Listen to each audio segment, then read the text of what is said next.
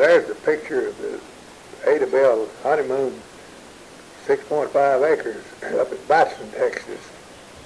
And Batson field came in to the discovery well in November of 1903. And at that time, the pumping wells, they didn't have a pumping unit as such. They had a pumping unit, but they are all made out of wood and what they call a standard rig. But they pumped those wells with a central power unit. And it has a distance, there's an electric motor and rheostat and all that business that controls the motor speed. And there's the drive shaft for the electric motor. Off the electric motor, it drives a belt. It runs down that big old wheel. That little wheel right in the middle of this picture there now is an idler wheel. And it has an adjustment so you can swing that wheel around to keep the belt tight. But that belt is put together with a 2 iron straps about a half inch thick and about 2 inches wide. And along enough to cover that belt, and they just put the 2 ends of that belt, turn them up between those 2 straps, and put the bolt in and pull it up tight to hold it.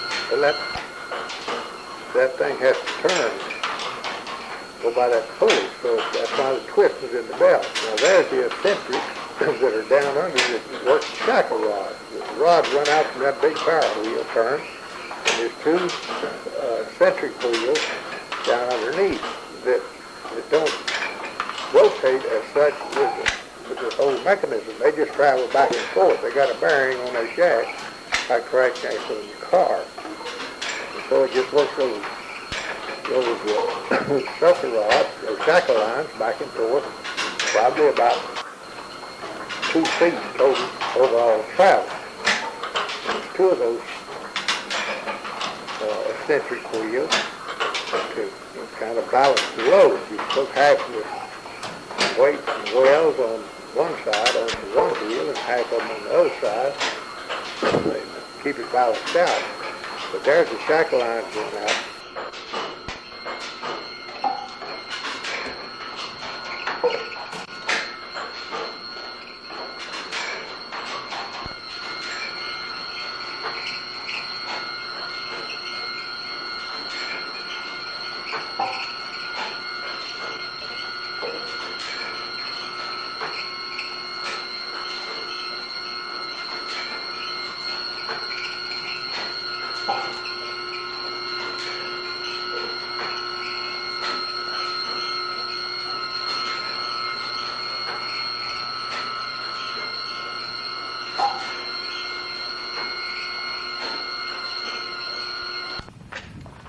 To it, and you see how much they move sideways in all that operation, as well as going back and forth. And that mechanism is placed there before they unhook the shackle lines. If they had to work on the well to do something to it, they had a split piece of pipe and a post up there. And this split piece of pipe is about 18 inches long. And when they put that pipe on that shackle line, well, it got some slack and they just unhooked it from the system and keep running. Now, that system was built there in 1904. You see, there's an oil bearing on top of it that lubricates those bearings all the time. But it was built in 1904 and was steam driven. It had a boiler, the firebox was inside that building, and the boiler firebox was in the building, the barrel of the boiler and the smokestack was outside. And they later converted that to an oil engine, and then later than that, when the oil engine go out, they put those electricity. And those shackle lines go out, that's what they called a jack. See, the rod just splits on 2 bands, and it goes straddle the well. It goes out there and hooks the back of that unit, the back of that jack, and when the shackle line travels toward the powerhouse, central power unit, there it's going under a road. But as you as it travels back toward it raises the polish rod up, and the downhole pump pumps the well. And they got them strung out on theirs. We had to make a little swing to get it lined up. It's got to pull straight, and the thing works.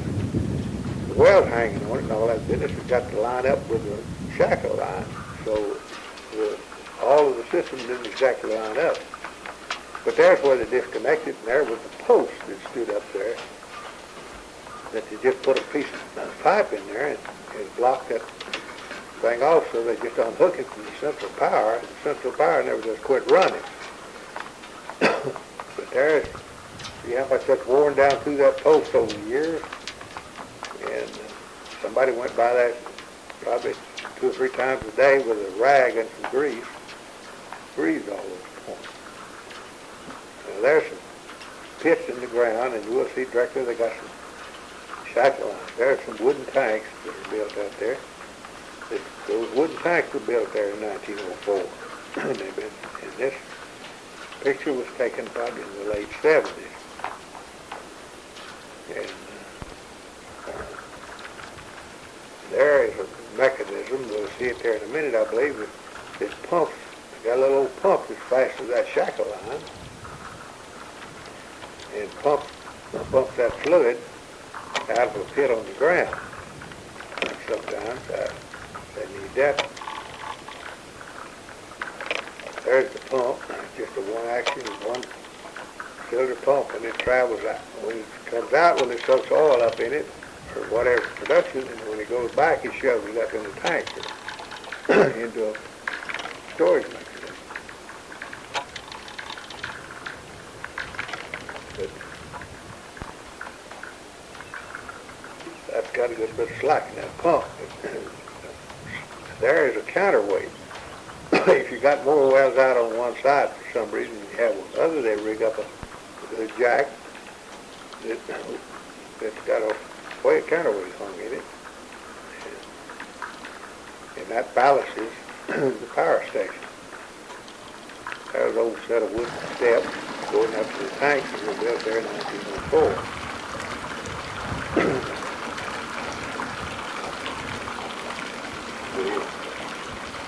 Production is going up into a small tank that was set up there on some legs, worked up above the top of the rest of the tank. And that production goes into this, everything, oil, water, everything goes into that small tank. And it's got a water leg on it that holds the water at a certain level. It adjusts that water leg, but it holds that water, holds about a foot or 18 inches of oil on top of that water in that tank. And that has a little piece of 2.5 to 3 inch pipe probably in that tank. And it's just skimming the oil, the production that they want to sell. It skims that oil off and puts in an oil storage tank. And the salt water goes out a leg, goes out through that water leg, and goes to a pit. And with some of those those pumps down there, we saw might be pumping that water off. See, that well there looks like it's making that. There may be more than one well coming in there, but it looks like it's making a higher percentage of water.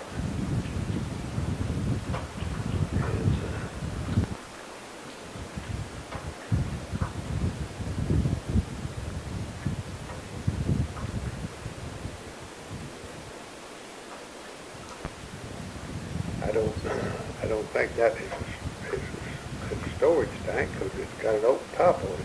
There's that pipe it drains out through. See the little pipe to the left there? And it's just skimming the oil. All it is make for that tank battery is making. Well, it's going in that little bit of piece of 2.5 to 3 inch pipe, and it slopes down and goes into the production tank. Tanks just hold that oil until they get ready to sell it.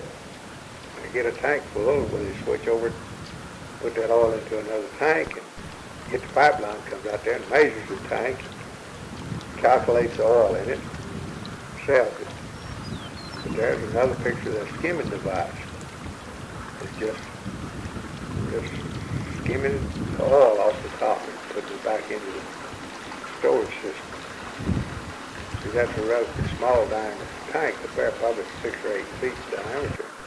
The regular storage tanks are about 12, 14 feet in diameter.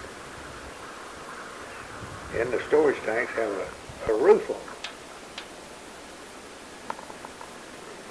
That's a shackle line that's going out and going by their dog house or their roustabout's work area. That is an original shackle line there, the way they came from the factory. If they patched them, they probably patched them with anything, old sucker rods or whatever.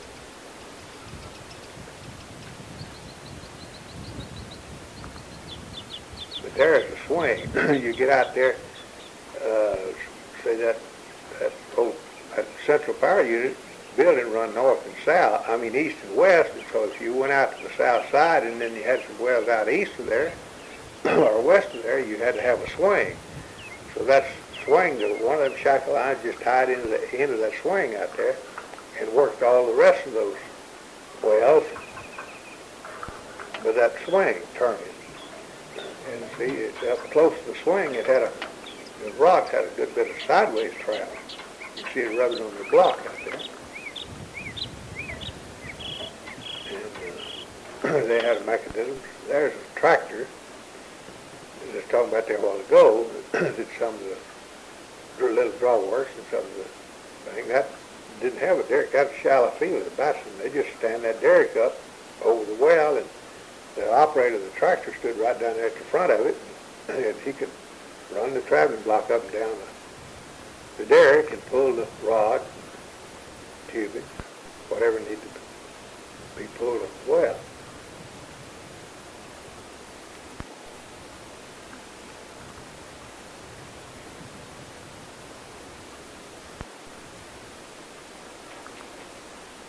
There's a picture of the shop, building where the roustabouts gathered at. The roughneck worked on a drilling rig, but a fellow that worked in the production was a roustabout, and that's the anvil. That's probably the old forge right there, where they heated those rods or heated whatever iron they had to heat up. They had a coal and a blower, and they'd heat that iron and work it on that anvil with a sledgehammer. There's the whittling bench. Came lunchtime, they'd usually go back to the central building, especially if it was raining, get out of the rain, and they sat on those benches, and when they got through eating lunch, they'd get out their pocket knife, some of them would, and whittle on the bench.